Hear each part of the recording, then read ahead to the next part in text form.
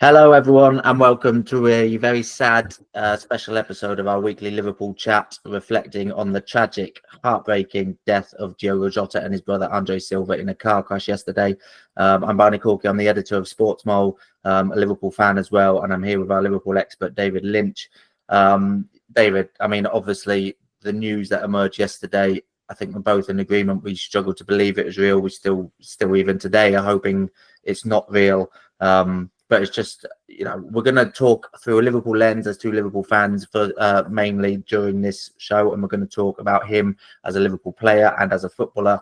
But first and foremost, this is a heartbreaking tragedy of, two brothers suddenly dying and families just being ripped apart of it on a human level. Yeah, utterly devastating. And as you say about kind of not wanting to believe it, I mean, it's got sent a few kind of panic messages early yesterday, kind of, when you were just seeing the reports coming out of Spain initially, and they were from kind of smaller publications or whatever, and your brain wants to tell you it's not true. It's just someone's made a mistake, or it's someone else, or something, someone that you kind of know of, and you feel it, really, really well, and it's been a part of your life that this hasn't happened to them. You just want to kind of deny it, and then obviously slowly but surely the kind of further reports came out, and it was verified, and just then the tears really, and the sadness, and the utter devastation about what's happened, because it's not about the footballer, although that is our link to him. It is, as you say, it's the human being there, the guy who just got married a few days ago, the guy who's got three very, very young children now who've been left without a father, and obviously his brother as well, and then their parents. It's just unfathomable, the loss, and you think of, you will always pull it back to the football, because that's how we kind of experienced him as a person, but you do think of footballers as kind of invincible, like this kind of thing doesn't happen to them, particularly footballers who are in the Premier League week in, week out, winning the biggest honours, or superstars like Diogo Jota was. You just cannot imagine something like this happening, and yet it has. And as I say, I just still feel struggling to kind of process it really, and get my head around the fact that this is happening, and it's happened, and that when we begin the next season, and things will move on, and we'll start to pre-season, that he's not going to be part of it out of just absolutely nowhere. It genuinely is just so hard to get your head around, really. Yeah, you're right. I think that is part of it. I've never met him. I've never spoken to him. I've obviously watched him. I've watched him live. I've been in mix zones as he's walked past, but I've never spoken to him personally. But I feel really sort of bereft by this. And a guy I feel I know, because watching him on the football pitch, and you feel his personality comes out on the football pitch, so you feel you know him a little bit. But we do immortalize these players. We idolize them. We immortalize them, and probably none more so at this stage of Jota's career is probably the most he's experienced, that having just won the Premier League title, having just in his last professional game, his last football game of his life now, as it tragically turns out, won the Nations League with Portugal, and then back to that human level, trumping all of that, goes and gets married just a couple of weeks before this tragedy happened. So this is meant to be the greatest time of his life, and then this has happened. It's just heartbreaking, isn't it? Yeah, exactly that. I mean, you just see the joy, the wedding video that he shared, that I've seen a couple of times, and you must have just felt like it was just everything was going so perfectly for him, and it was, and he deserved that joy as well, because he worked incredibly hard to get to the level that he has. Obviously blessed with immense talent, but it takes a lot to make the most of that, and he absolutely did. And that was through hard work as well, because of the way everybody talked about him, even before this had happened, about his application, his professionalism, and those aspects of his personality. And so that, but you could see it on the pitch that he was that kind of person as well, because of how hard he worked in that. And so he deserved everything that was coming to him in a kind of footballing sense. And then for that to be cut short, but in amidst a period where he's just married his childhood sweetheart, and as I say, with three children as well, it was just set up for him to enjoy everything he'd worked for, and really savor the summer that he's just had, because it's just, you cannot imagine a better summer than that. But it's just been, his life now has been cruelly cut short, and it does feel cruel. It doesn't feel right that this has happened at all, really. And yeah, it's just an utter tragedy, really.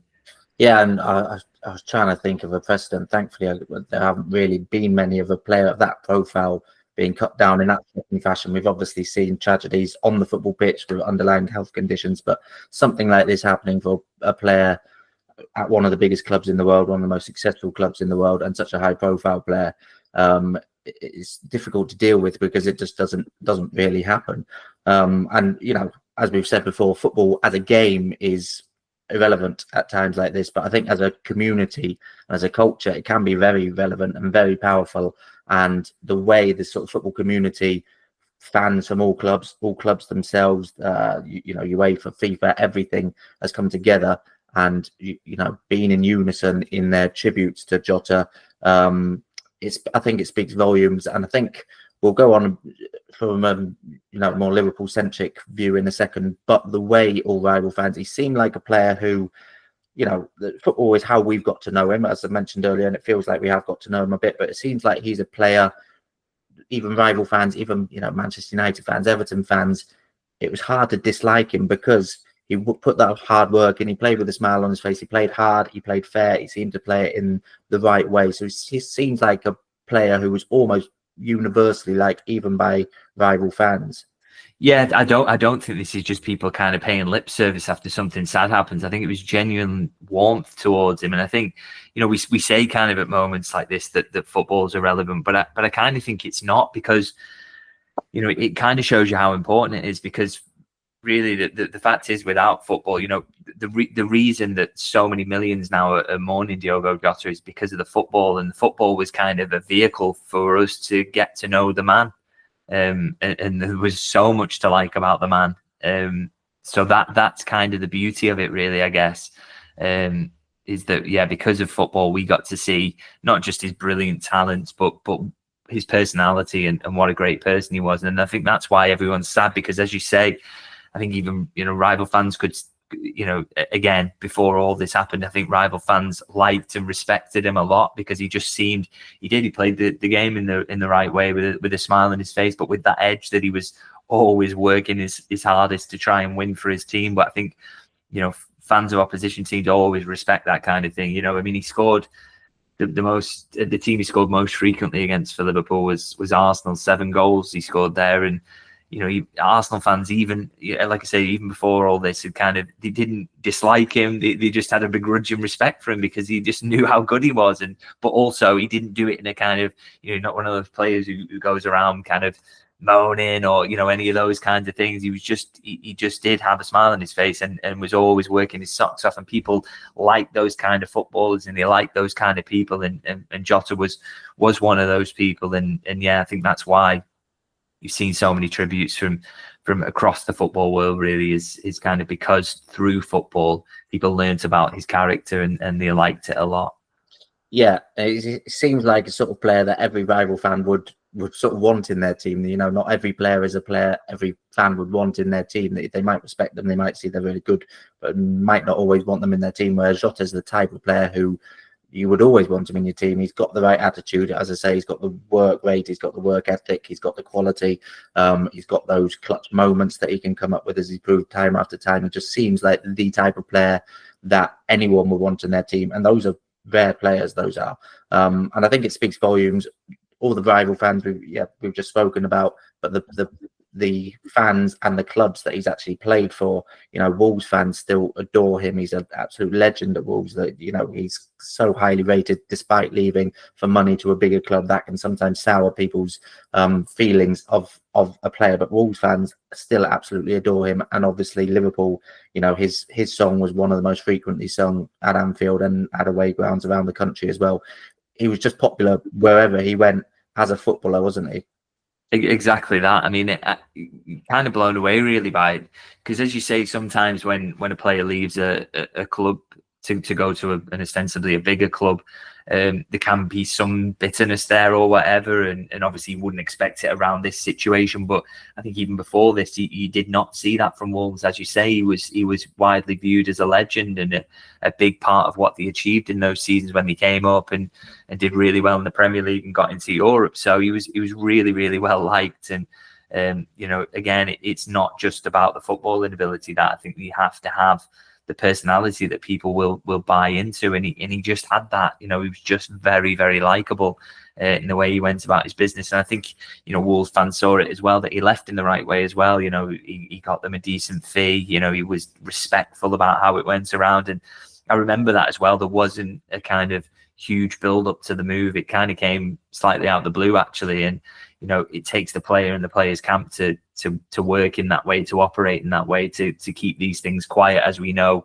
with transfer stories these days, they tend to get out. But that it didn't, I think, says a lot about Jota, actually, in the way he kind of went about his business. And maybe that's why he's also absolutely loved by Wolves fans as much as he is Liverpool supporters as well. Yeah, and then those who know him best, his teammates, all the attributes that have come out from the clubs he's played for and from his actual teammates have just been, they all have been different in their own special way in terms of picking out an anecdote or a slice of his quality or a slice of his persona, which we don't always get to see, but they've put that to the forefront here. But the common thread through all of them have been that he's not just a great player, but he's a great mate, seemingly, of everyone. And, obviously everyone says very nice things when things like this happen, but, the deep sort of love and respect all of his teammates seem to have for him just has shone through, hasn't it? Yeah, I think this is the thing I always kind of thought about Jota as well, is that, you do get kind of cliques in the dressing room and around the training ground, tend to be drawn around kind of linguistic or national lines.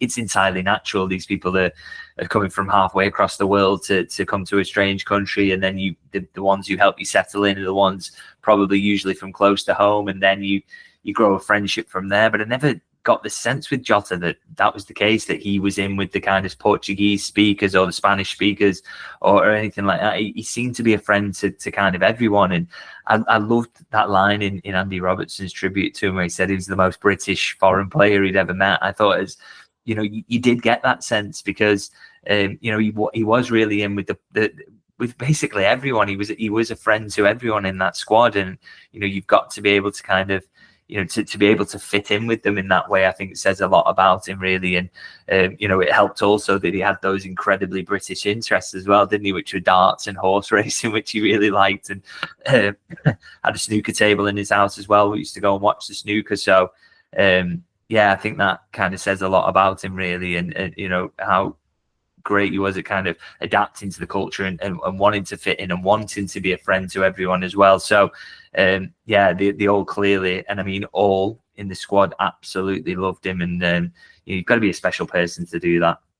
Yeah, you do, and you've got to be, as you know, a genuinely good person, and because these guys are spending hours and hours every single day with each other, often in close proximity, it's easy to sort of fall out or get on people's nerves. You do have to be a genuinely good person and nice person for that universal love to be coming out like that, don't you? Yeah, because it's work at the end of the day, and these players aren't always going to get on. You know what I mean? It's especially because in football as well, there are egos, and it's a competition for who gets in the starting 11, and you have to kind of fight each other at times, and like I say, just at any workplace, you're not always going to agree, but you can just see the warmth and the tributes to him, and just how much he was loved, really, in the way that they speak about him. And again, I just you don't get the impression that was just lip service. He was just genuinely loved by everyone, and that is hard to do in that environment, to be loved by everyone, because, as I say, it's a competition, and these are highly competitive people. But he was just a really, really well liked guy, and as much as he was brilliant as a footballer, I think that's the thing we should probably remember about him the most. Yeah, and Liverpool as a club, sadly, have met with triumph and tragedy probably more than any other club. There's been terrible tragedies in Liverpool's history, and obviously great triumphs as one of the most successful clubs. So it's nothing, no club ever wants to deal with any of this stuff, but that Liverpool as a club and as a fan base are going to deal with it in the right way, a respectful way, and they're going to make sure he's properly paid tribute to, and he's never forgotten, aren't they?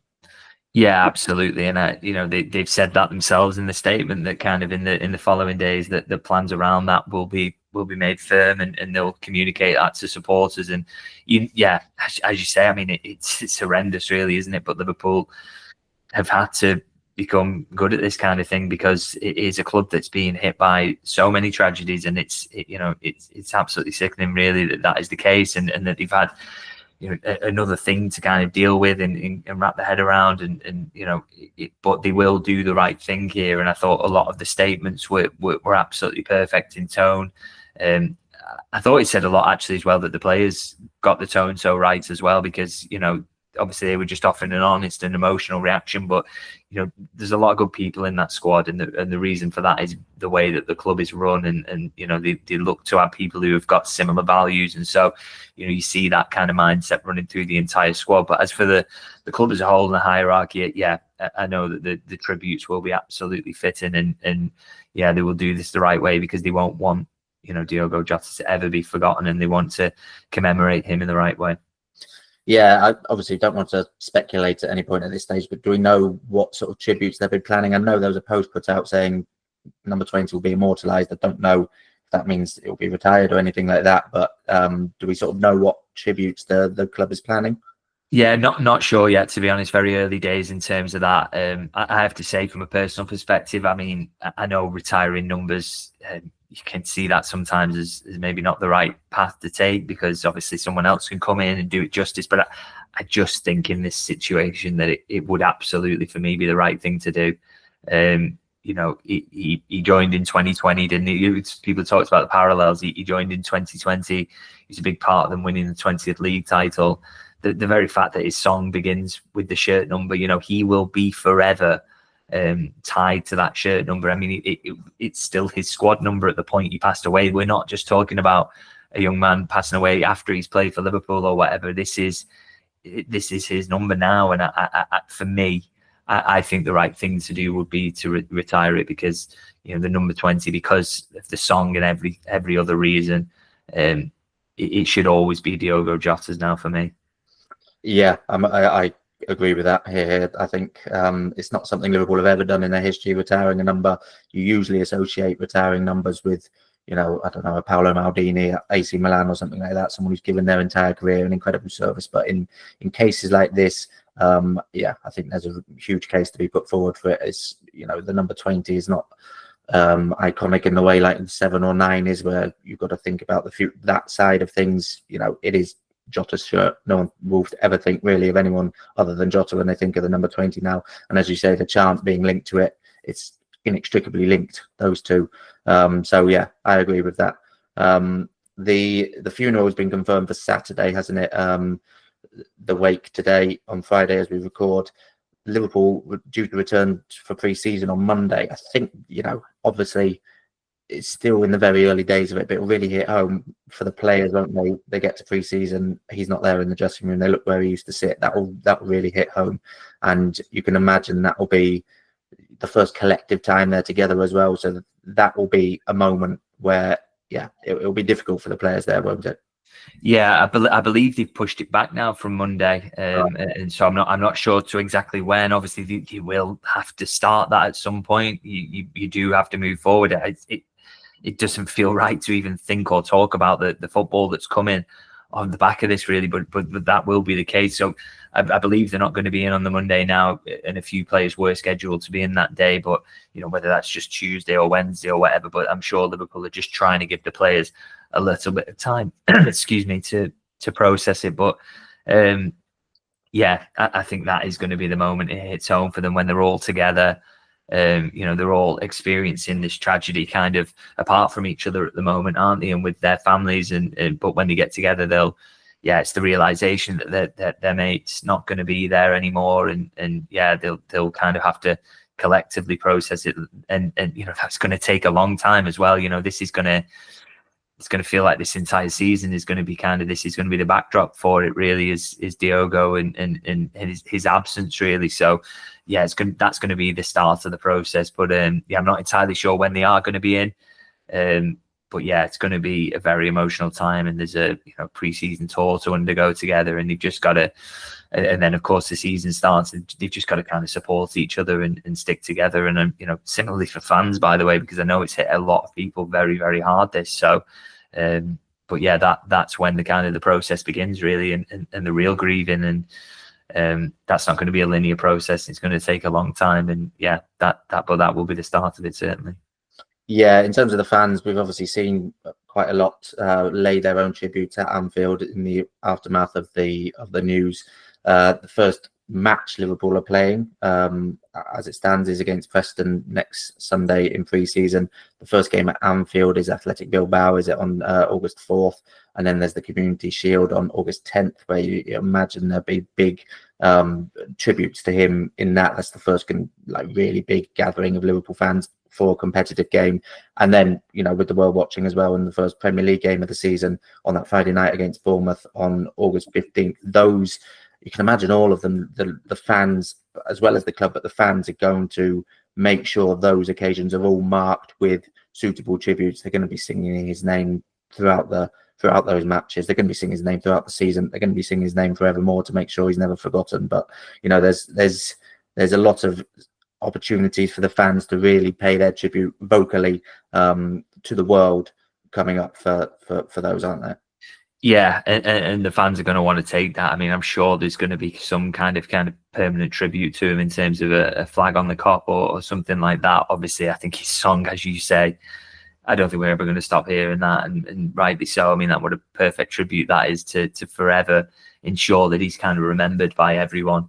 But yeah, I think that's going to be the start of it, isn't it? Those games, there's going to be tributes to those. I mean, without question, minute silences at those to allow people to really show the respects. And and I'm sure there'll be a few tears in the stands there as well, because, as I say, it's strange, really. I've obviously had interactions with him myself as a journalist from time to time. Not hugely as opposed to some other players, but it kind of surprised me how hard it hit me, and I'm sure a lot of fans feel the same. You just, you feel like you really do know these players because you see so much of them, not just their what they do on the pitch, which is fantastic, and the joys and the memories that gives you, and you're so thankful to them for that.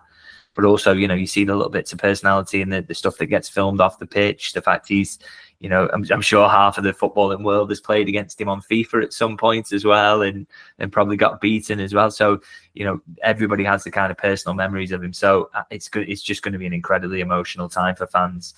And yeah, those pre-season friendlies we will see a lot of that, really. Yeah, well, I mean, what are your personal memories of him? What's your highlight of his Liverpool career? What are your personal interactions with him and your memories there? Yeah, I mean, it's a strange one. You didn't get to initially build up a relationship with him because obviously he joined in COVID, didn't he? And obviously we weren't able to get particularly close to the players then. So it kind of took us a little while to maybe see him as frequently in the mix zone. And I'll be honest, he never a frequent stopper for us, to be honest. But we did always used to see him. He'd always kind of give us a smile when he was coming through if he wasn't going to stop. And did just always come across whenever you did get to speak to him as kind of a genuine and humble guy. And I've had a few messages from people I kind of worked with at Liverpool way back when, and they very much said the same, is that it's just devastating because everything that everybody has said about him is absolutely true. And not just, it wasn't just nice to the people who played football or whatever around the place. He was nice to everyone, and a really, really good guy who was generous with his time. And you see all the stories coming out about him actually that really kind of confirm that as well, in terms of what he was doing with kind of sending messages to people to help them out, stuff for the charity, how he's helping women's football as well. Everything I've kind of heard about him, it just makes you like him even more, and just makes you even more sad that he's not around anymore. Really, it's just truly tragic. So every time I'd interacted with him, a really nice and humble guy. Almost, you just wouldn't have guessed he was a footballer, if I'm honest. And everything I've heard from anyone who's close to him as well says pretty similar stuff. Yeah, and it might be too early to ask this question, but what do you think his Liverpool legacy is? I mean, he's going to be incredibly fondly remembered, not just because of those kind of those things are talking about the aspects of his personality. I think that he's let us not forget the incredible talent he was as a footballer as well. That may pale into insignificance in terms of, in comparison to what he was like as a person, but what a footballer he was as well. And that was our route to seeing him as a person as well. So, his legacy as a Liverpool player is kind of, I said, didn't I, goals against Arsenal, he got 7 of those, goals in big games. And I think incredibly fitting actually that his last goal was the goal it was, and it was in the game it was, and it was at the game state it was. Liverpool really struggling in a massive game against Everton as they're pushing to win the title, and he just quick feet in the box, slips it through, puts the goalkeeper on his backside because he's looking at the far corner, puts it in the near, hammers it in, and sends Anfield absolutely wild. It was just such an unbelievably Jota goal, that, wasn't it? Just genuinely trademark stuff. And to do it in that game as well, against Everton, a big game, a tight game where he gets the winner. I mean, how many times did that happen down the years? And, in terms of his legacy, I think his legacy is that on an individual basis, but also the role he's played in so many trophy wins as well. And to have capped it off by getting the Premier League what an achievement that was. But he was part of that kind of second generation of Liverpool players that came, not part of that initial front three with Sadio Mane and Firmino, and Salah obviously played alongside them, but kind of he was the next generation of player that came in. And I'm so glad he got to be part of a Premier League win, because you just think of the quality of his performances down the years. He absolutely deserved it. And so many clutch moments in there as well, and so many clutch moments in his final season, which wasn't his best season. But as I say, that Everton goal, the goal against Fulham, the goal against Nottingham Forest to get points that took Liverpool to the title. It's just I think that's his legacy really, is just someone who always turned up when you absolutely needed him. Yeah, I think, for a team with Salah in their team, who obviously scores bucket loads of goals, to be regarded by many people as the actual best finisher at the club for a long time speaks volumes about his quality as a footballer. And as you say, he seemed to come up in those moments. My personal favourite sort of Jota moment is the winner against Tottenham, the 4-3, just the way that game went. And then I just remember thinking at the time that goal went in, there's no one else in the Liverpool squad I would rather have in that position, the composure to pick out the bottom corner, even though it was on left foot, and Salah, you'd back him to maybe score that. I would have wanted Jota ahead of anyone else in that position, in that moment, after such a mad game. That's my personal highlight of his Liverpool moment of his Liverpool career.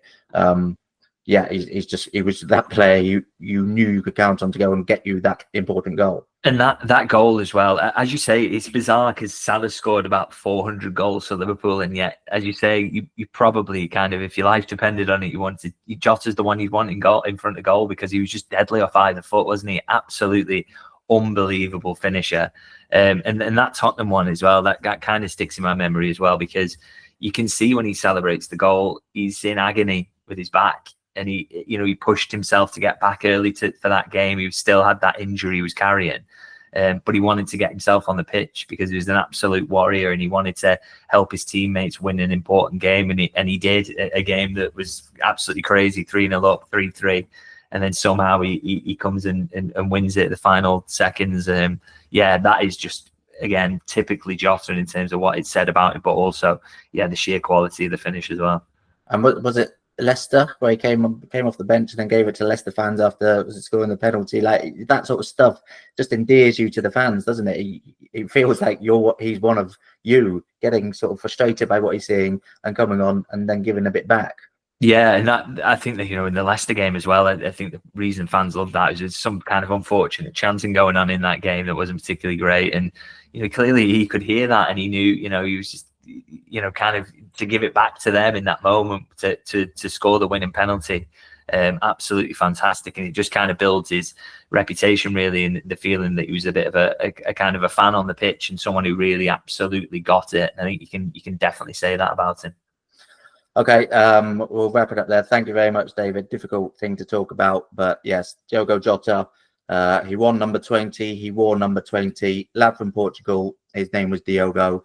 All of our thoughts, prayers, love, condolences with him, his family, his loved ones, his fans, his friends, and Andre Silva as well. Both of them, Diogo Jota, Andre Silva. You'll never walk alone. And yeah, I think I speak for everyone at Sports Mole. I speak for David as well. Thank you for the memories, and we will never forget you.